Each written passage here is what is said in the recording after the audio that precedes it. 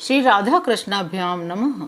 भगवान श्री कृष्ण की कथाओं का आश्रय लेने वाले भक्तजनों, मैं संध्या रानी महात्मा वेद व्यास जी और गुरुजनों की आज्ञा से श्रीमद् भागवत महापुराण के चतुर्थ स्कंद के 17वें अध्याय को आरंभ करती हूँ। अध्याय 17 महाराज पृथु का पृथ्वी पर कुपित होना और पृथ्वी के द्वारा उनकी स्तुति करना। श्री मैत्रेय जी कहते हैं, इस प्रकार जब वंदी जनों ने महाराज पृथु के गुण और कर्मों का बखान करके उनकी प्रशंसा की, तब उन्होंने भी उनकी बड़ाई करके उन्हें मनचाही वस्तुएं देकर संतुष्ट किया। उन्होंने ब्राह्मण आदि चारों वर्णों, सेवकों, मंत्रियों, पुरोहितों, पूर्ववासियों, देशवासियों, भिन्न भिन्न व्यवसायियों और अन्यान्य आज्ञानुवर्तियों का भी सत्कार किया।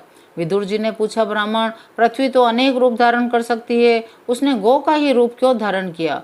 जब महाराज पृथु ने उसे दुहा, तब बछड़ा कौन बना? दोहने का पात्र क्या हुआ? पृथ्वी देवी तो पहले स्वभाव से ही ऊंची नीची थी, उसे उन्होंने समतल किस प्रकार किया? इंद्र उनके यज्ञ संबंधी घोड़े को क्यों हर ले गए?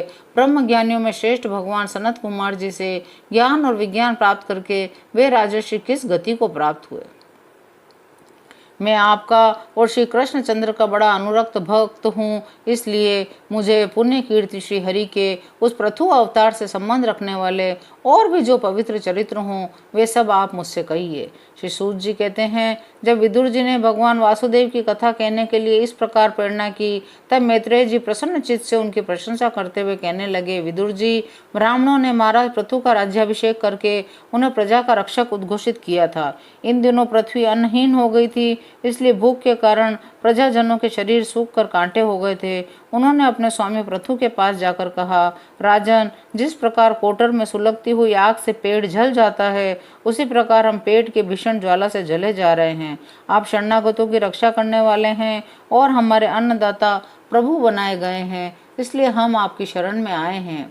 हे राजेश्वर, आप हम शुद्धा पीड़ितों को शीघ्र ही अन्न देने का प्रबंध कीजिए, ऐसा न हो कि अन्न मिलने से पहले ही हमारा अंत हो जाए। श्री मैत्रेय जी कहते हैं, हे विदुर जी, प्रजा का करुण क्रंदन सुनकर महाराज पृथु बहुत देर तक विचार करते रहे। अंत में उन्हें अन्नाभाव का कारण मालूम हो गया। पृथ्वी ने स्वयं ही अन्न एवं औषधियों को अपने भीतर छिपा लिया है। अपनी बुद्धि से इस बात का निश्चय करके उन्होंने अपना धनुष उठाया और भगवान शंकर के समान अत्यंत क्रोधित होकर पृथ्वी को लक्ष्य बनाकर बाण चढ़ाया। उन्हें शस्त्र उठाए देख पृथ्वी कांप उठी और जिस प्रकार व्याध के पीछा करने पर हरिणी भागती है, उसी प्रकार डर कर गौ का रूप धारण करके भागने लगी।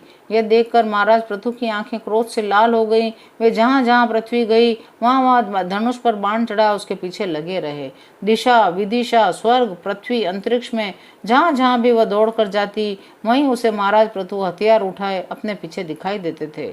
जिस प्रकार मनुष्य को मृत्यु से कोई नहीं बचा सकता, उसी प्रकार उसे त्रिलोकी में वेणुपुत्र पृथु से बचाने वाला कोई भी न मिला।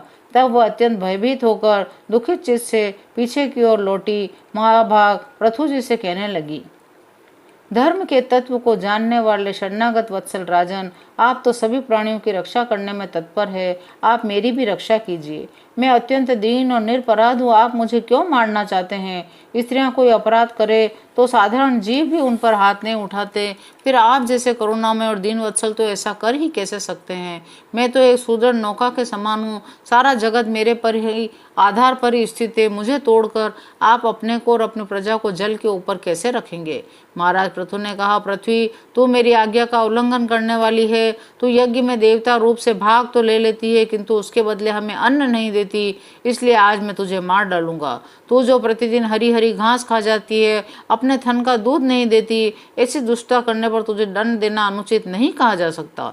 तू ना समझ है, तूने पूर्व काल में ब्रह्मा जी के उत्पन्न किए हुए अन्नादि के बीजों को अपने में लीन कर लिया है। अब मेरी भी परवाह न करके उन्हें अपने गर्भ से निकालती नहीं। अब मैं अपने बाणों से तुझे छिन्न भिन्न कर तेरे मैदे से इन शुद्धातुर और दीन प्रजाजनों का करुण क्रंदन शांत करूंगा। जो दुष्ट अपना ही पोषण करने वाला तथा अन्य प्राणियों के प्रति निर्दय हो, वह पुरुष, स्त्री अथवा नपुंसक कोई भी हो, उसका मारना राजाओं के लिए न मारने के ही समान है। तू बड़ी गर्वीली और मदोन्मत्ता है, इस समय माया से ही यह गौ का रोग बनाए हुए है।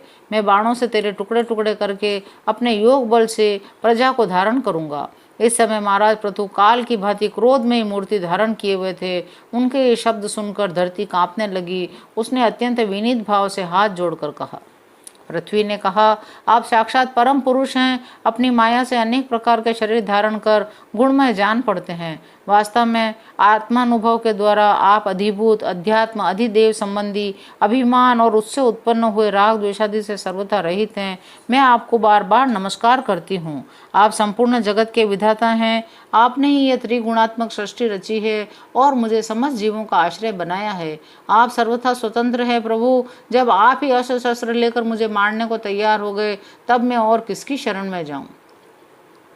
आप धर्मपरायण हैं, फिर भी मुझ गौ रूप धारिणी को किस प्रकार मारना चाहते हैं। आप एक होकर भी मायावश अनेक रूप जान पड़ते हैं।